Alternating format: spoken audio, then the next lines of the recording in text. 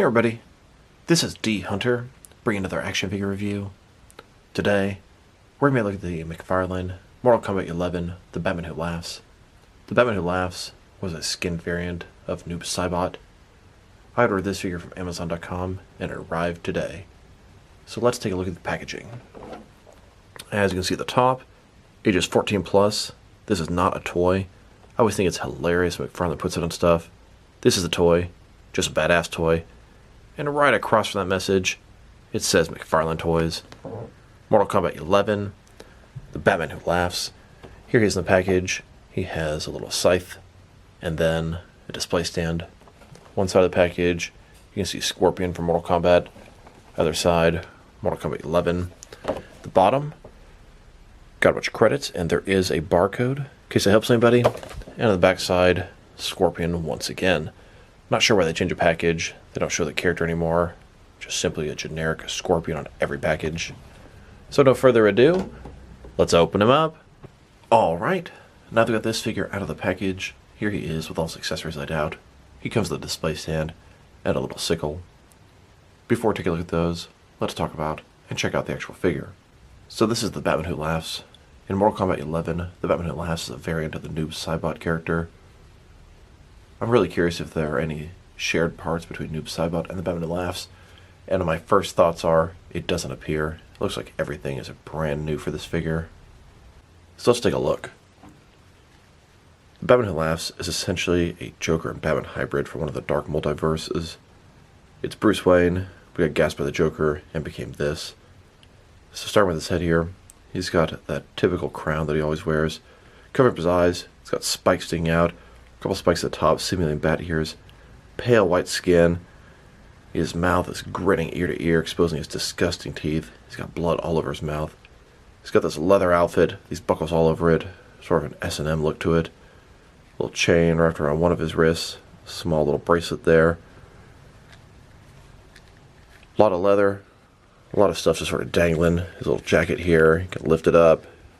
Looks like double jointed knees, double jointed elbows. So far, I'm liking what I'm seeing. It has that familiar, the Batman Who Laughs look to it, but it's a little bit different than what came before, and I appreciate that.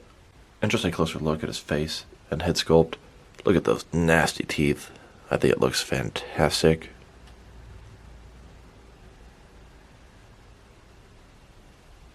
Now let's check out his accessories, and let's start with the boring stuff. He comes with the McFarlane display stand. Same type of display stand we've seen a million times. Black perfect circle. It says Mortal Kombat on the bottom. It's got one peg for the peg holes on his feet. Very thin, very basic. Now let's look at his little sickle. Mostly done in silver. It's got spikes all across the top, a couple of chains on it. The handle has a wrap on it. Not a bad accessory. Here's his sickle. Next to 3 different sickles I have from each Noob Saibot variant. We have the bloody version, the standard version, the gold version, and now the Batman Who Laughs version. It is a unique sculpt, which does surprise me. Here's the Batman Who Laughs, holding his sickle. Now I wanted to see if there were any reuse between Noob Saibot and the Batman Who Laughs. And upon inspection, it doesn't appear to have any shared parts. They probably could have got away with it, but they went the extra mile and made the Batman Who Laughs that awesome figure that he needs to be. There are some similarities. For example, the knee pads, but they are different. The boots, the arms, the torso, the head. I don't think there's a single shared part, and that is pretty cool. Now that we've taken a pretty good look at both the figure and his accessories, now let's check out his height. From bottom to the top of his head, he's standing at about 7.0 inches tall, which can translate to about 18 centimeters. And if you go to the top of his ears, about 7.2 inches tall. Now let's check out his articulation. Starting with his head here, of course, you can rotate from side to side. You can look up and down about that far, not too bad. Can't tilt his head from side to side. Shoulders on a ball joint, goes out more than 90 degrees, up, down, around, all that good stuff. He doesn't have one of those butterfly joints McFarlane usually has, and it's kind of noticeable from this angle, but from up front, it's not noticeable at all. He's got bicep cut below that, double jointed elbows that go all the way in. His wrist, it can rotate, and it's going to be hinged as well. His torso here, now it seems to be one solid piece. There's sort of a soft goods overlay. There's articulation underneath that, but it's essentially more or less useless. I do believe he's got a joint in his torso. Not going to get very much out of that. His waist, ball joint, rotate around, forward and back.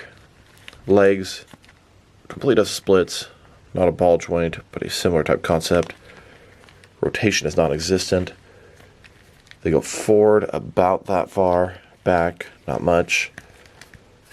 Double jointed knees, they go all the way back. Then his ankle here, forward and back, rotate, tilt, rock, and toe articulation. Here's an image of the Batman Who Laughs holding a sickle, about to make a bloody mess. Now let's check him out. Next to some other action figures, starting off with some of their Batman Who Laughs figures. Here he is, next to the McFarlane DC Multiverse, original release of the Batman Who Laughs. They're both very nice figures. Their head sculpts are both very good. Their outfits are very similar. They're both in that sort of default iconic look. Personally, I think I'm going to give it up for the original McFarlane DC Multiverse Batman Who Laughs as my favorite of the two. Maybe just because I'm more used to him.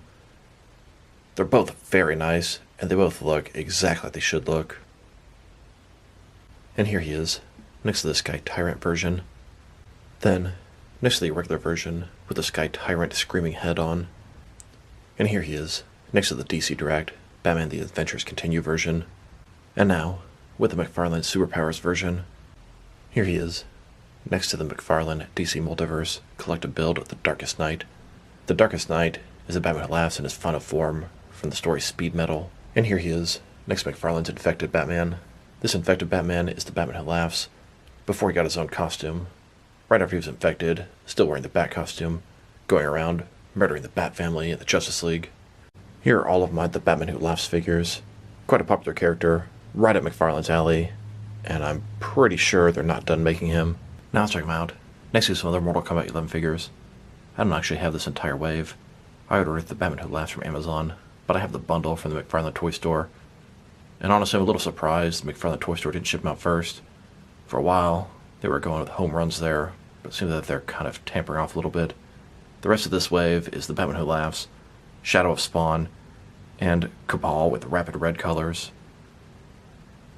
Here's the Batman Who Laughs, next to Noob Saibot. In the game, the Batman Who Laughs is not his own character. He's a skin variation of Noob Saibot, and you can kind of see why. And here he is, next to all three variations of McFarlane's Noob Saibot. We have the Platinum Chase Gold variation, the standard version, and the bloodied up version. Here he is, next to McFarlane's Mortal Kombat 11 Joker. We have both the standard version and the bloody version. In Mortal Kombat, Joker was a separate character, I believe. The Batman Who Laughs was a skin variation of Noob Saibot. They could also potentially make figures of Killer Croc variation of Baraka and a Catwoman variation of Katana. Fingers crossed, they both look pretty cool. And here he is, next to the previous assortment of Mortal Kombat figures.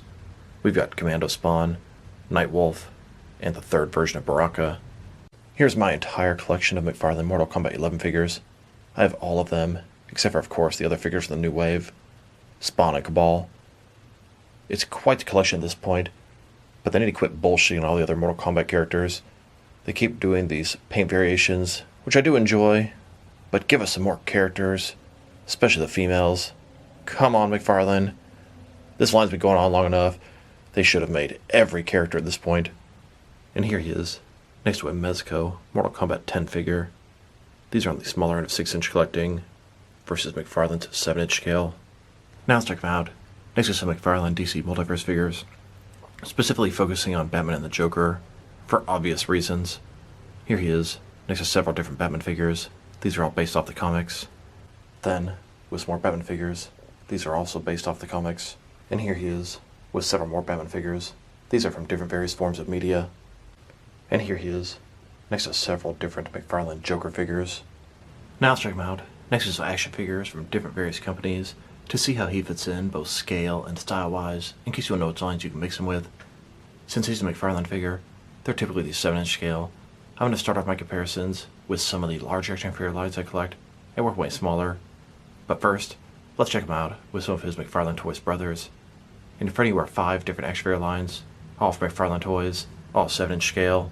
Then, with some more McFarlane Toys. These are from different various video game properties. And now, next to some Jack-specific wrestling figures. And here he is, next to some DST or Diamond Select toys. Then, with some DC Direct and DC Collectibles figures. And here he is, standing next to some NECA figures. Then, with some Mattel wrestling figures. And now, next to some Jazzwares AEW wrestlers. And here he is, next to some Mezco 112 collective figures. Then, with some Mattel DC Universe Classics and Multiverse figures. And here he is, with some Mayfix figures. Then, with some Hasbro Marvel Legends. And here he is, next to some SH Figure Arts action figures. And finally, here he is, next to some Jazzwares Fortnite figures. So overall, he's a really cool figure. I think it's crazy getting at the Batman Who Laughs figure in the Mortal Kombat line. I didn't even know he was a variation of the game. His accessory, it's pretty cool. Nothing exceptional. Sculpt and paint job are excellent. I mean, look at that face. Articulation is pretty good. Maybe a little bit limited in the thigh area, but not bad. If I were to rate this figure, I'm going to give him a very solid 8 out of 10. If you don't have the original McFarlane, the Batman Who Laughs, and he's not that easy to come by nowadays, this would be a great substitute. He looks exactly the way he should. No reason you couldn't just put him in there with the rest of the Dark Knight's Metal team. So this is D Hunter. Thank you guys for watching this video. If you liked the video, press like below. If you have anything you want to say with the video, add it in the comment section. If you want to see additional action figure reviews from me, press subscribe. I do appreciate when you do that. Once again, this is D Hunter. Thank you guys for watching this video, and I will talk to you guys real soon.